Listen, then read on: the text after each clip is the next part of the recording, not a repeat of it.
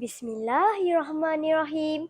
Assalamualaikum warahmatullahi wabarakatuh.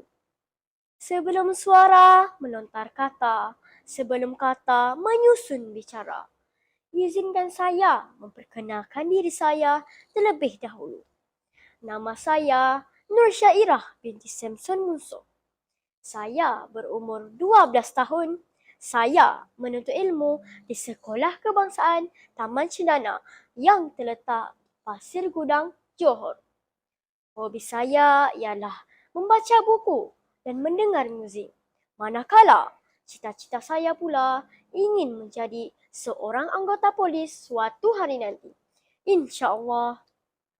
Saya telah menjawat jawatan sebagai seorang pengawas sekolah selama 5 tahun. Saya telah dilantik secara rasmi sebagai Ketua Murid SK Taman Cendana melalui proses pilihan raya Ketua Murid yang telah berlangsung pada bulan Januari yang lalu. Saya seorang murid yang aktif dalam permainan bola jaring di peringkat daerah Pasir Gudang. Dalam video ini, saya berasa sangat teruja untuk kongsikan mengenai sebuah ulasan buku yang berjudul Kisah Hidup Umar Al-Khattab. Buku yang dikarang oleh dua insan hebat iaitu M.K. Riza dan Azanil ini telah diterbitkan pada tahun 2020 oleh syarikat Komikau PLT. Ianya mempunyai 112 muka surat dan terbahagi kepada 5 bahagian. Buku bergenre Islami ini menceritakan kisah hidup Saidina Umar bin Al-Khattab, iaitu Khalifah Islam yang kedua. Bertubuh tinggi, gagah perkasa, berbudi pekerti, berpandangan jauh, tegas berani, bersemangat wajar, berpendirian teguh, digeruni musuh. Walaupun Saidina Umar membesar dalam didikan yang keras, namun ayahnya sangat mementingkan pendidikan. Maka tidak hairanlah beliau menjadi seorang pemimpin yang mengamalkan prinsip unggul, pimpinan yang cekap, dengan akhlak dan ketakwaan yang tinggi serta bijaksana. Saya sangat tertarik dengan isi kandungan dalam bahagian pertama buku ini.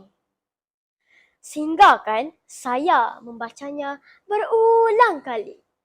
Bahagian ini mengisahkan tentang pengislaman Saidina Umar bin Al-Khattab.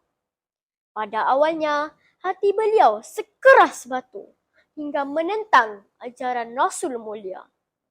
Akhirnya, hati yang keras bertukar selembut salju memeluk agama Islam kerana mendengar kalam Allah yang menyentuh jiwa. Oleh kerana sifatnya yang sangat berani, beliau telah mengumumkan pengislamannya di khalayak ramai. Selain itu, semasa beliau menjadi pemimpin, beliau sering meronda pada waktu malam untuk melihat sendiri keadaan rakyatnya. Saya amat tersentuh hati apabila membaca sebuah kisah dalam bahagian 4 buku ini, di mana seorang ibu yang miskin sedang menanak batu untuk memujuk anaknya yang sedang kelaparan dengan harapan mereka tertidur dan menyangka makanan sedang dimasak. Apabila mengetahui tentang hal ini, Saidina Umar berasa terharu. Keluarga miskin segera dibantu. Tindakan ini jelas menunjukkan bahawa beliau merupakan seorang pemimpin yang berjiwa rakyat dan sangat prihatin.